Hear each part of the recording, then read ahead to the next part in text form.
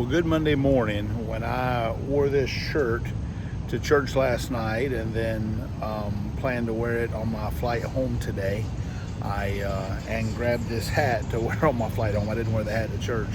I was hoping to be in a different state of mind, being 2-0 in the College World Series and a recent victory over North Carolina, but that didn't materialize. But that's all right. Mountaineer fans are loyal to the death, but we're not dead yet. We play tomorrow and then a rematch with Carolina on Wednesday if we win, so let's go for that. We're in Numbers chapter 31. Numbers chapter 31. And Numbers 31, it's interesting. Let me kind of set the context, because in Numbers 26, there's a second census, and the census primarily counted those men who were fighting age to make up an army for Israel.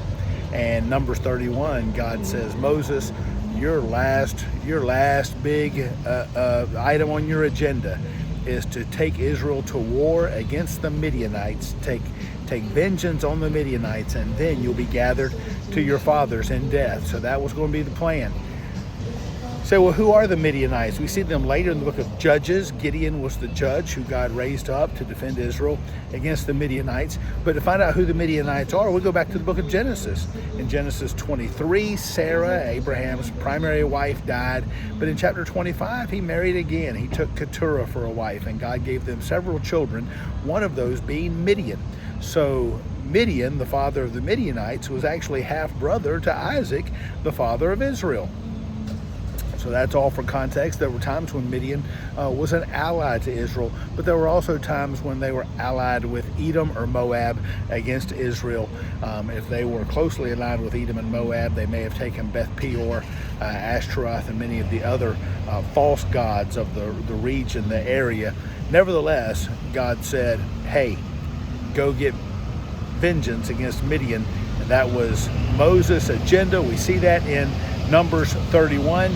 With this newly counted army, and we're coming up to the division of the land and several exciting things in the days ahead. So looking forward to our Bible reading this week. I hope you have a great week for the Lord's glory. I should be back in Winston-Salem by about 9:30 a.m. So I'm looking very much forward to that. I enjoy about 8 hours sleep, and primarily going to bed between 9 and 10 and getting up between 5:30 and 6:30. I didn't get to do a whole lot of that this week. Thursday night, my sister flew into the Sanford airport at 11:30, so we got in about 2 a.m. And this morning, we had to get up and get on the road about 2 a.m. to drop my mom and my sister off at the Clearwater airport.